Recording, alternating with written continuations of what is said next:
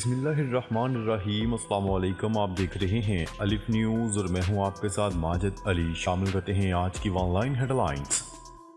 پاکستان نے ایران سے اپنا سفیر واپس بلانے کا اعلان کر دیا۔ ایران کی جانب سے سرحدی حدود کی خلاف ورزی کے بعد پاکستان نے ایران سے اپنا سفیر واپس بلا لیا ہے۔ ایران کے ساتھ تمام اعلیٰ سطح تبادلوں کو بھی معطل کرنے کا فیصلہ کیا گیا ہے۔ ترجمان دفتر خارجہ کا کہنا ہے کہ پاکستانی حکام نے ایران کے تمام دورے ملتوی کر دیے ہیں۔ پاکستان اور ایران کے درمیان سفارتی دوروں کو بھی روکا جا رہا ہے۔ ایران کے پاکستان کے لیے سفیر جو اس وقت ایران میں ہی موجود ہیں، ان کو پاکستان نہ آنے کا کہہ دیا گیا ہے۔ پاکستان اس غیر قانونی اقدام کا جواب دینے کا حق محفوظ رکھتا ہے، جبکہ ان نتائج کی ذمہ داری پوری طرح ایران پر عائد ہوگی۔ ایران کا پاکستان پر میزائل حملہ، چین کی فریقین سے تحمل سے کام لینے کی اپیل۔ چین نے ایران کی جانب سے پاکستان پر میزائل حملے پر فریقین سے تحمل اور برداشت سے کام لینے کی اپیل کر دی۔ بین الاقوامی خبرساں ادارے کی رپورٹ کے مطابق چین کی وزارت خارجہ کے ترجمان نے پریس بریفنگ میں ایران کے پاکستان پر میزائل حملے سے متعلق بیان دیا۔ انہوں نے کہا ہے کہ دونوں ممالک امن و استحکام قائم رکھنے کے لیے کام کریں۔ ترجمان کا کہنا تھا کہ ہم پاکستان اور ایران سے کشیدگی میں اضافے کا باعث بننے والے تمام اقدامات سے گریز کرنے اور امن و استحکام کو برقرار رکھنے کے لیے مل کر کام کرنے کا مطالبہ کرتے ہیں۔ ایران کی جانب سے حملے پر شدید تشویش ہے، تعلقات کو نقصان پہنچے گا۔ شہباز شریف۔ پاکستان مسلم لیگ کے صدر اور سابق وزیر اعظم شہباز شریف کی جانب سے ملک کی فضائی حدود میں ایرانی دراندازی کی مذمت کی گئی۔ سماجی رابطے کی ویب سائٹ ایکس پر جاری کردہ ٹویٹ میں انہوں نے لکھا کہ پاکستان کی خود مختاری کی خلاف ورزی پر حیران ہوں۔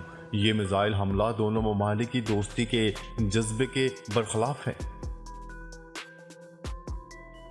ایران کا شام میں داعش پر حملہ، طویل ترین فاصلے پر میزائل حملہ قرار۔ ایران کے خیبر شکن میزائل نے گزشتہ روز 1200 کلومیٹر کا فاصلہ طے کر کے شام کے علاقے حلب میں داعش کے ٹھکانوں کو نشانہ بنایا تھا، جسے ایران کا سب سے طویل فاصلے کا حملہ کہا جا رہا ہے۔ ایران کی نیوز ایجنسی تسنیم کے مطابق پاسداران انقلاب کی ایروسپیس فورسز کے کمانڈر جنرل امیر علی حاجی زادہ نے دعویٰ کیا تھا کہ جنوبی شہر احواز سے خیبر شکن 4 بیلسٹک میزائل حلب کی جانب پیر کی رات ٹھیک 12 بجے داغے گئے تھے۔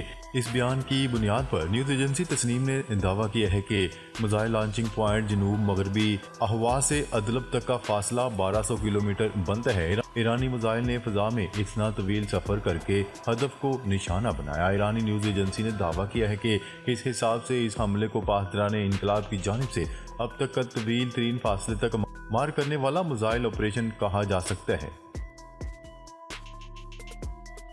مسئلہ فلسطین حل ہونے پر اسرائیل کو تسلیم کر سکتے ہیں سعودی عرب۔ سعودی عرب کا کہنا ہے کہ فلسطین کا مسئلہ حل ہو جائے تو اسرائیل کو تسلیم کر سکتے ہیں۔ سعودی وزیر خارجہ شہزادہ فیصل بن فرحان نے ڈیوس میں ورلڈ اکنامک فورم کے پینل سے گفتگو کرتے ہوئے کہا ہے کہ علاقائی امن فلسطینی ریاست کے قیام سے ہی ہو سکتا ہے۔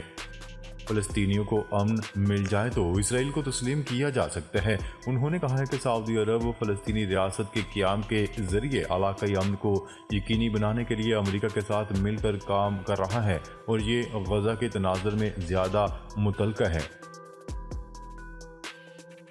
غزہ میں جنگ 2025 تک جاری رہ سکتی ہے، نیتن یاہو نے بڑا بیان داغ دیا۔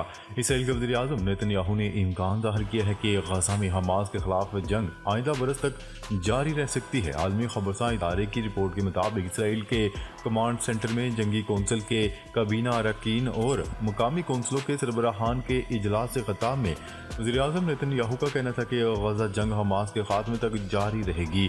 اسرائیلی وزیر اعظم نیتن یاہو نے انٹیلیجنس رپورٹس کی بنیاد پر امکان ظاہر کیا ہے کہ حماس کے خاتمے کے ہدف کا حصول ممکنہ طور پر آئندہ برس 2025 تک حاصل کیا جا سکے گا اور تب تک جنگ جاری رہے گی۔ یمن نے اسرائیل کی طرف جانے والے ایک اور جہاز کو نشانہ بنا دیا۔ یمن کی مسلح افواج نے بحیرہ احمر میں غاصب اسرائیل سے مربوط ایک اور جہاز کو نشانہ بناتے ہوئے غاصب اسرائیلی حکومت کے خلاف اپنے نئے آپریشن کا اعلان کر دیا۔ न्यूज रिपोर्ट के मुताबिक यमन की मुसल्लह अफवाज के तर्जुमान ब्रिगेडियर जनरल याहिया सारिया ने मंगल की शाम एक बयान में कहा है कि यमनी बहरिया ने एक कार्रवाई में बहरी जहाज को निशाना बनाया जिसकी मंजिल मकसूद इसराइली बंदरगाह थी। उन्होंने कहा है कि इस बहरी जहाज को मुतअद्दिद मिसाइलों के जरिए बराह रास्त निशाना बनाया गया। यमन की मुसल्लह अफवाज के तर्जुमान याहिया सारिया ने कहा है कि ये कार्रवाई यमनी फौज के इंतबाही पैगामात को जहाज के अमले की तरफ से नज़रअंदाज किए जाने के बाद की गई।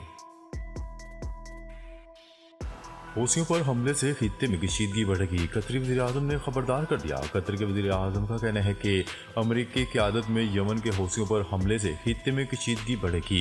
कतर के वज़ीर-ए-आज़म मोहम्मद बिन अब्दुर्रहमान ने कहा है कि मशरिक़ वस्ता में कशीदगी सबको मुतासर कर रही है।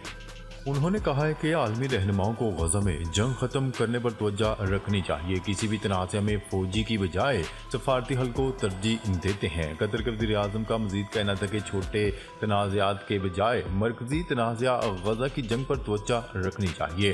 गज़ा का तनाज़ा ख़त्म होगा तो दीगर तनाज़ात भी खुद ब खुद दम तोड़ देंगे। फ़ौजी ताकत की आलमी रैंकिंग में अमरीका का पहला नंबर। मजमूई फौजी कुव्वत के मामले पर अमेरिका दुनिया भर में कहीं भी तेजी से कार्रवाई करने की ताकत के साथ अब भी सबसे आगे है। ग्लोबल फायर पावर रैंकिंग में अमेरिका, रूस और चीन पहली 3 पोजीशंस के हामिल हैं। टॉप 10 में पाकिस्तान भी शामिल है जो 9वें नंबर पर है। भारत का चौथा नंबर है और तुर्किया 8वें नंबर पर।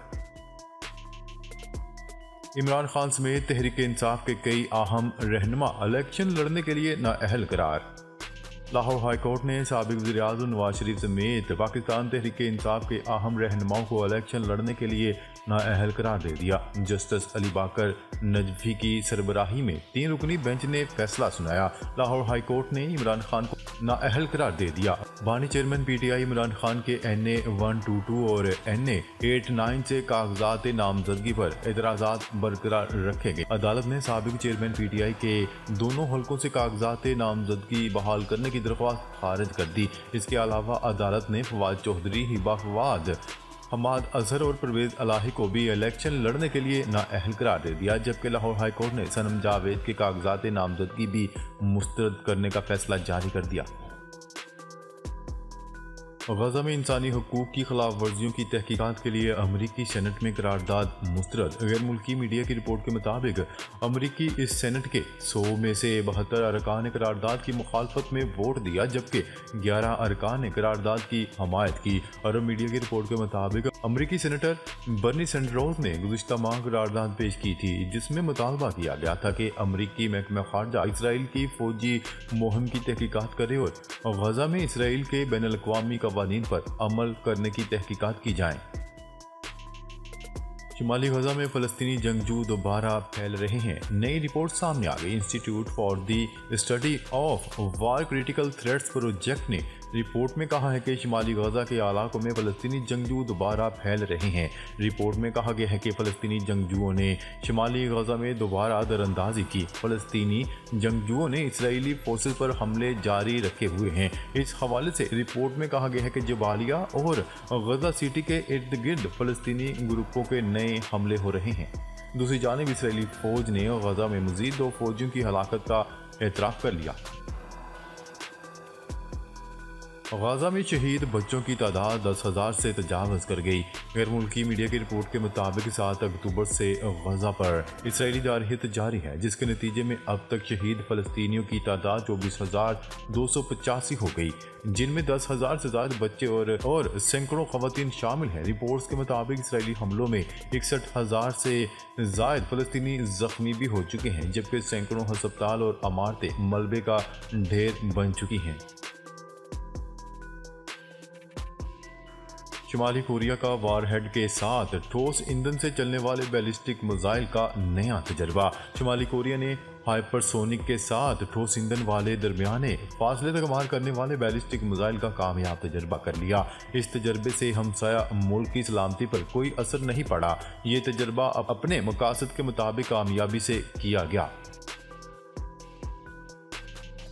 यूक्रेन का रूस पर फजाई हमला। यूक्रेन ने रूस के एक तवील फासला मार रडार सिस्टम और एक जंगी तैयारे को तबाह कर दिया। यूक्रेनी मुसल्लह अफवाज के सरबरा ने सोशल मीडिया पर बयान में बताया कि हमारी फजाइया ने एक ऑपरेशन किया है जिसमें रूस के एक A-50 तवील फासला रडार सिस्टम और IL-22 किस्म के तैयारे को मार गिराया गया। उन्होंने इस हवाले से अपनी फजाइया की तारीफ की। दूसरी जानिब रूस के सदारती तर्जमान दमत्री पेस्कोव ने कहा है कि डेवस में यूक्रेन का पेश करदा अमन प्लान रूस के बगैर किसी काम का नहीं होगा। सऊदी अरब में पहला रोज़ा 11 मार्च को होगा। माहिरीन फल्कियात। सऊदी अरब में पहले रोज़े के मुमकिना तारीख का ऐलान कर दिया गया। अरब मीडिया की रिपोर्ट के मुताबिक माहिरीन फल्कियात का कहना है कि सऊदी अरब में पहला रोज़ा 11 मार्च को होगा। माहिरीन के मुताबिक सऊदी अरब में ईद उल फितर 10 अप्रैल को मनाई जाने का इम्कान है। जिस्मानी रिमांड की इस्तदा मुस्तरद शेख रशीद को अडयाला जेल भेजने का हुक्म। इंसदाद दहशतगर्दी की अदालत रावलपिंडी ने अवामी मुस्लिम लीग के सरबराह शेख रशीद को जुडिशल रिमांड पर अडयाला जेल भेजने का हुक्म जारी कर दिया। थाना न्यू टाउन पुलिस की जानिब से वफाकी वजीर के जिस्मानी रिमांड की इस्तदा की गई, जिसे इंसदाद दहशतगर्दी की अदालत ने मुस्तरद कर दिया। पाकिस्तान को IMF से $70 करोड़ की किस्त मौसूल हो गई। पाकिस्तान को इंटरनेशनल मॉनेटरी फंड की जानिब से $70 करोड़ की किस्त मौसूल हो चुकी है, जिससे पाकिस्तानी ज़र मुबादला के ज़खायर में इजाफा हो गया। IMF एग्जीक्यूटिव बोर्ड ने गुज़िश्ता हफ्ते इक़्तिसादी जायज़े की मंजूरी दी थी। स्टेट बैंक ने रकम मौसूल होने की तस्दीक कर दी। हुकाम स्टेट बैंक के मुताबिक पाकिस्तान को जारी करदा रकम $1.9 अरब होगी। स्टेट बैंक के हुकाम के मुताबिक आखिरी इक़्तिसादी जायज़े के बाद पाकिस्तान को मज़ीद $1.1 अरब मिलेंगे। नाज़रीन, अब तक के लिए इतना ही। मज़ीद खबरें लेकर बहुत जल्द आपकी खिदमत में हाजिर होंगे। तब तक के लिए अपना ख्याल रखिएगा। अल्लाह निगहबान।